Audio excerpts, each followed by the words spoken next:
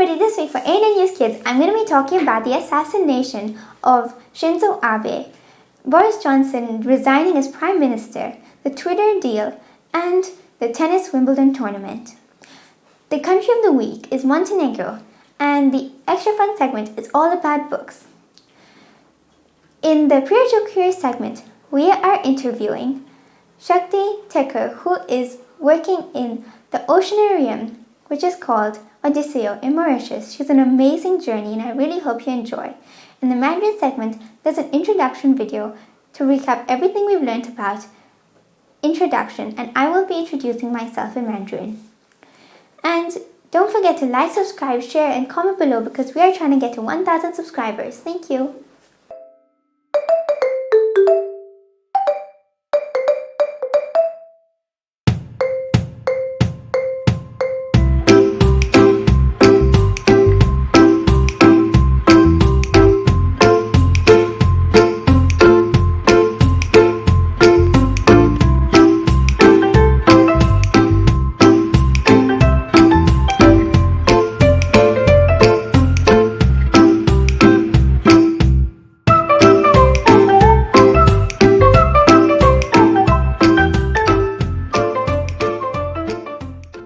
The former Japanese Prime Minister Shinzo Abe, who was also the longest serving Japanese Prime Minister, was assassinated on Friday, 8 July. He was shot twice from behind during his speech. After he was shot, he was taken straight to the hospital, but all the attempts to save him were not working. The assassinator was a 41-year-old person called Tetsuya Yamagami. This person used a homemade weapon and shot him. He even admitted to killing him and said that he was dissatisfied with Mr. Abe, which is why he killed him. This person was part of the Japanese Navy. Many world leaders have expressed their condolences for Mr. Shinzo Abe, and the whole of Japan is mourning his death.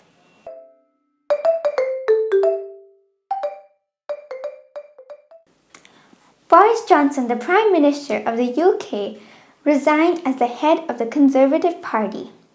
There were many reasons for his resignation, but he was under a lot of pressure after the Downing Street parties and many resignations in his government. There were many resignations in his government because he had broken a lot of rules and had faced a lot of criticism during the lockdown. Also, there was a tax rise, but that he didn't have complete power over because of the Russia and the Ukraine war. And there was a lack of vision after Brexit, which was his main campaign when he became the Prime Minister. But now, who will be the next Prime Minister of the UK? There has to be an election in the Conservative Party to find that out. There will be lots of candidates, and they will all have to face several rounds of voting and elimination until two candidates remain. After these two candidates remain, the one with the least votes is out and the one with the most votes becomes UK's next Prime Minister.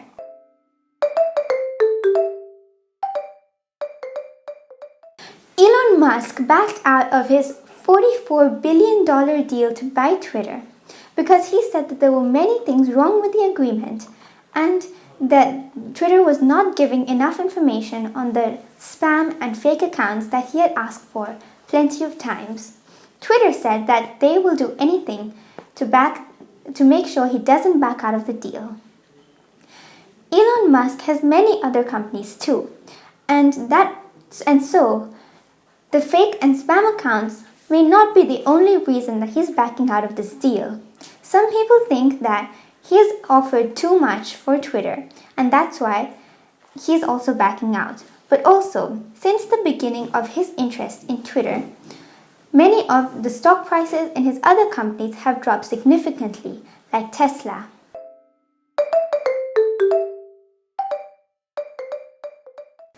The Wimbledon tennis tournament started on June 20th and ended on July 10th. It was a tennis tournament that took place in England, and it's known as the most prestigious tennis tournament. Last week, in the extra fun segment of ANN Youth Kids, we talked about Wimbledon. This Wimbledon, this year, all different kinds of nationalities and people from different countries took part except from Russia, as they were not allowed to play because of the Russia-Ukraine war. The finalists for the women were Elena Ryabakina from Kazakhstan and Ons Jabeur. And the finalists from the men's tournament were Novak Djokovic from Serbia and Nick Kyrgios from Australia. Rafael Nadal, the tennis world number 2 who has won the most Grand Slam titles, had to withdraw from the tournament because of an injury that happened in the quarterfinals.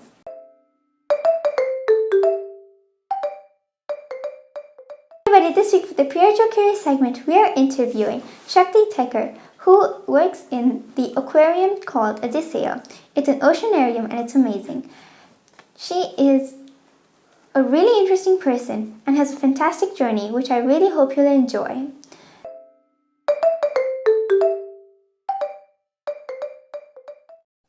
So my name is Shakti Teker. I was born in Mauritius in the 22nd of January, 86.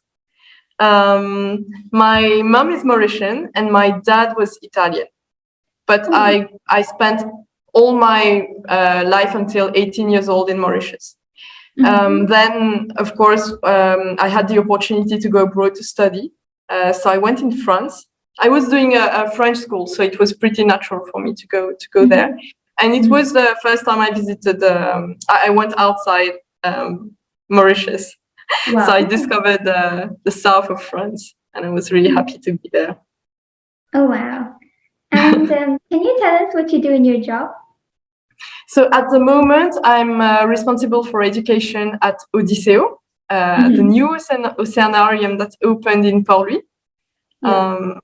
So what I do is I create educational content, educational program also, because our aim, our existence has sense only if we can provide education to a larger number of people about the sea, about the ocean. So yes, so it's very interesting, and it has a special meaning for me also. It is linked with how I ended up in this field. So I don't know if you want to hear more about it. Yeah, could you tell us a bit more about your journey and why you in Mauritius again, and a bit about your story with Odisseo and your connection? So it's a story that I really like to tell because I think it can appeal to a lot of Mauritians also. I will take this off. So I grew up in Beaubassin, which is not far from Port-Louis, but for Mauritius, it is far from the sea. When you live inside the lands, it's like you're not connected at all to the sea, and it's very sad. It's very sad. But I grew up not knowing anything about the marine environment. I wasn't even interested in the marine environment. What I was doing is only studying, going to school. So I went to study in France. I didn't know what to do. I only knew that I had to do good studies because I had the opportunity to go. So then I registered in engineering school. Okay. So I wanted to be an engineer, but I didn't know in what field. So I chose water engineering, but I didn't like it. The good thing is that I was financing my studies, so I had a side job. So this allowed me to change. I said, if I am financing my studies, maybe I can choose. Because I didn't like what I was doing, I took a few months for myself.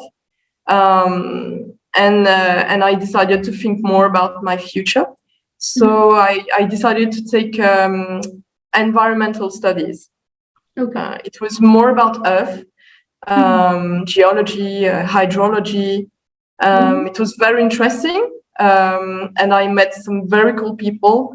We went in the mountains, in the Alps. I learned a lot. But still, I was doing it maybe because it was cool. I didn't know why I was doing it. And then one day, with my friends, we decided to visit this new aquarium that opened in Montpellier. Okay. And I arrived there and I visited, and it was like an aquarium, like an entertainment. Yeah. And we arrived at inside the aquarium. You had this lagoon, and we arrived in this lagoon, and I was stunned. It was so beautiful. The light, it was, I don't know. There was so many colors inside the lagoons because they recreated all these corals with all those fish of so many colors, and I was really impressed. And I said, "Oh my God, this is beautiful!" And all my friends made fun of me, and they say, "Really, Shakti, you've never seen that?" And I said, "No, I've never seen that." And they say, "But it's when you go back to your country, please just go back in the water and put some goggles, and that's what you will see." And from this day, I changed everything. So I redirected my studies on coastal planning studies, kind of, where I did some oceanography, some biology, marine biology, some also land planning.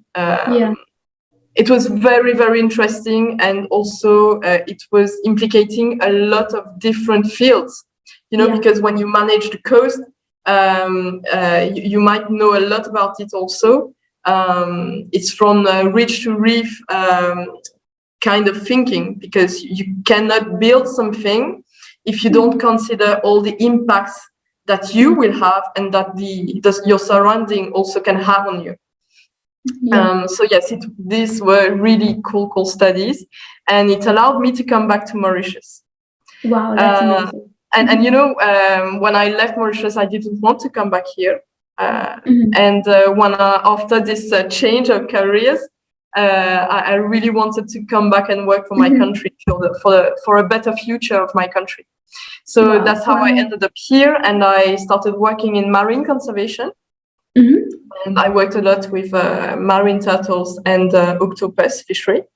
It was really, really interesting, and I learned so many things. But for me, the limit was that when you were doing awareness, you couldn't reach a lot of people. So that's what maybe was the next step for me. And really naturally, I ended up in the aquarium. Wow, that's what amazing. A story. Wow. It's like it all makes sense, So it was, So now I have some pressure because I need to do a good job here. Wow. And what do you enjoy the most about what you do? Oh, I think it's creating the content, because in French we call it vulgariser. I don't know if in English it's the same word, to make complex information become very simple and accessible to everyone. I love doing this. I love putting metaphors on things to make things look beautiful, or to encourage people to take action. What I learned a lot with Bernardo here is to inspire people around, to use your words and your experience to be able to empower people, to inspire people. And yes, that's I'm working a lot on it, and developing content with this vision is really amazing, because you get to read so many other things, and you learn also a lot. And that's also what I want to tell to everyone. We learn things every day. So we shouldn't feel like we don't know enough. We're gonna learn during all our life, and this is what is great about life. It's to take all this knowledge. Wow, that's amazing. And finally, what advice do you have for kids? As a kid, I wasn't very. I don't know if I wasn't very curious, but I grew up discovering jobs, and I was like, what? I could have done that? Like, for example, a photograph reporter for nature, like National Geographic. I would have loved to do this, but it never occurred to me that it could be my job, you know? Yeah. So be curious, just like you do with your channel. Just ask people if you think that someone does something that you like. Just ask this person, just like you did, the questions about this person. A lot of things will inspire you. It might not be the field where you will work in, but you will take something from this person that will definitely help you. So be curious, ask questions, and don't be afraid. I grew up being afraid of asking questions. I grew up afraid of not knowing things, believing I should know. No, you should learn. So just ask questions and go around and discover things. The world is beautiful. It has so many things to offer. Look at nature. It's full of impressive things. There are a lot of things we are about to discover also, and it might be you that will discover this. So so just go for it. Wow. Thank you so much for your time today. Yeah. It was a real pleasure. Thank you. It was nice meeting you. Yeah, and learning about you and your journey was great. Amazing journey. But it was also very nice to talk to you, girl. Yeah. Bye-bye. Have a great day. Bye. Thank you. Thanks. Bye. Bye.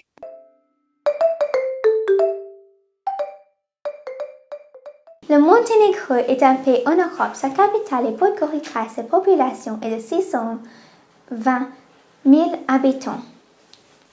Le Monténégro a la plus grande rivière en volume en Europe. Ça s'appelle la rivière Tara. Le Monténégro compte 117 plages et la capitale est l'une des villes qui ont le plus soleil d'Europe. Le Monténégro a un viaduc très très beau et long.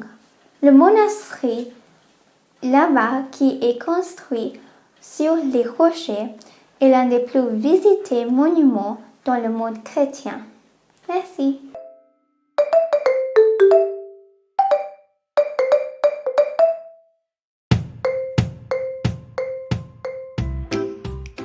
Hi everybody, this week for the extra fun segment, I'm going to be telling you some really fun facts about books. I hope you enjoy. Most people say that the longest sentence recorded and printed in English literature belongs to Victor Hugo. It's in Les Miserables and it's more than 800 words long. Did you know that the fear of running out of things to read is called abibliophobia? The most expensive book in the world, it was bought by Bill Gates for $30.8 billion. It was written by Leonardo da Vinci and it was called Code Leicester. Mark Twain's Adventures of Tom Sawyer is said to be the first book written on a typewriter. Did you know that the Lord of the Ring author J.R.R. Tolkien wrote the whole thing just using 2 fingers? Did you know that the 3 most famous and most read books in the world are the Holy Bible, Harry Potter, and the quotations of Mao Zedong? I really hope you enjoy these fun facts about books. Thank you.